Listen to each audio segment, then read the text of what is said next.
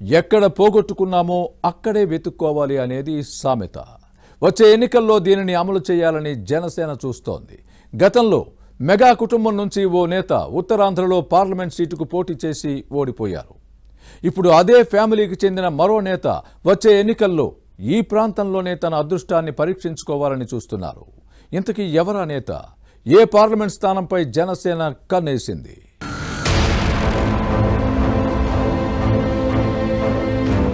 వచ్చే ఎన్నికల్లో టీడీపీ జనసేన పొత్తుతో ముందుకు సాగుతున్నాయి. సీట్ల సర్దుబాటుపై రెండు పార్టీల నేతల మధ్య చర్చలు జరుగుతున్నాయి.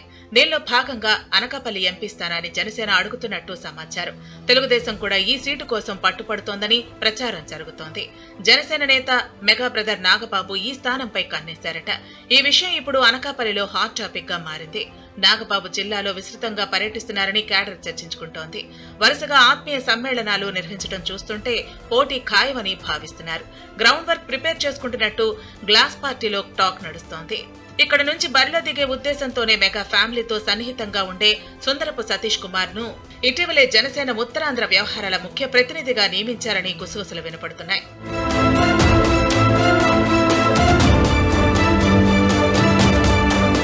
తెలుగుదేశంతో పొత్తులో భాగంగా తమకు పట్టున్న అసెంబ్లీ పార్లమెంటు సీట్లపై దృష్టి పెట్టింది. రెండు పార్టీల అగ్రనేతలు చర్చలు జరుపుతున్నారు. పొత్తులో భాగంగా అనకాపల్లి సీటును జనసేన కోరుతున్నట్టు సమాచారం. అందుకే నాగబాబు ఈ స్థానంపై ఫోకస్ చేశారని జన సైనికులు ఆఫ్ ద రికార్డ్ గా చెబుతున్నారు. అయితే ఈ స్థానం కోసం టీడీపీలోనూ గట్టి పోటీయే ఉంది.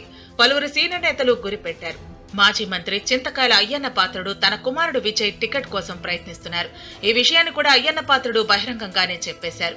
తెలుగుదేశం అధినేత చంద్రబాబు ఇటీవల నిర్వహించిన రా కదలరా సభలో ఇదే విషయాన్ని ప్రస్తావించడం చర్చనీయాంశంగా మారింది. విద్యాధికుడు, రాజకీయ కుటుంబం నుంచి వచ్చిన విజయ్ పార్టీ కోసం ఎంతో సేవ చేశారన్నది ఆయన వాదన. ఎంపీ టికెట్ అడిగితే తప్పేంటని మీడియా ప్రతినిధులను ప్రశ్నించారు. అనకాపల్లి పార్లమెంట్ టికెట్ ను టీడీపీ నుంచి వ్యాపారవేత్త బైరా దిలీప్ చక్రవర్తి కూడా ఆశిస్తున్నారని ప్రచారం జరుగుతోంది.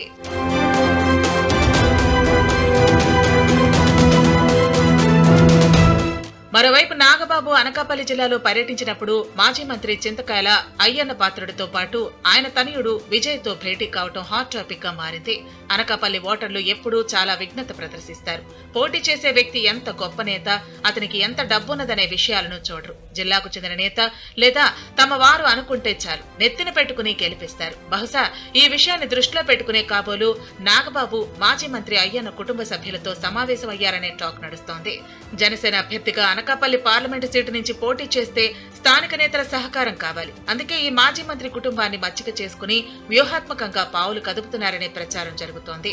ఇటీవల జనసేనలో చేరి మాజీ మంత్రి కొడతాల రామకృష్ణ కూడా అనకాపల్లి పార్లమెంటు సీటు ఆశిస్తున్నారు. కానీ నాగబాబు పోటీ చేస్తే కొడతాల కాదనే పరిస్థితి ఉండదు. అప్పుడు ఈ మాజీ మంత్రికి అసెంబ్లీ టికెట్ ఇచ్చి న్యాయం చేస్తారని గ్లాస్ పార్టీలో గుసగుసలు వినిపిస్తున్నాయి.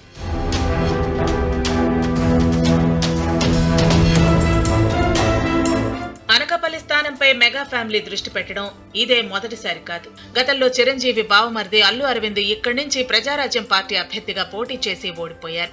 2009లో పార్లమెంటు ఎన్నికల బరిలో దిగి 2,94,183 ఓట్లు వచ్చాయి. కానీ ఆ ఎన్నికల్లో కాంగ్రెస్ ఎంపీగా సబ్బం హరి విజయం సాధించారు. దీంతో ఎక్కడ పోగొట్టుకున్నామో అక్కడే వెతికే పనిలో జనసేన ఉన్నట్లు కనిపిస్తోంది. నాగబాబు పార్లమెంటు ఎన్నికల్లో పోటీ చేయడం కొత్తేమీ కాదు. 2019 ఎన్నికల్లో నర్సాపురంలో ఓడిపోయారు. అక్కడ వైసీపీ అభ్యర్థి రఘురామకృష్ణరాజు గెలిచారు.